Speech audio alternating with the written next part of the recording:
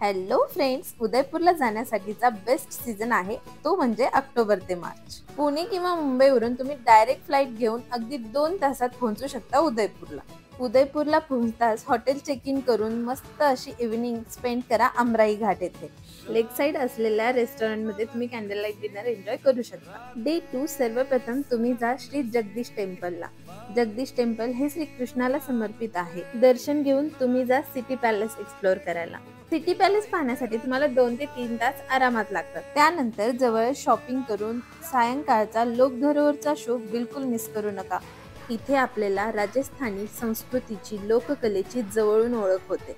Day 3 सकाळी लवकर उठून तुम्ही जा मॉन्सून पॅलेस इथे. शक्यतो दुपारची वेळ इथे जाण्यासाठी टाळा.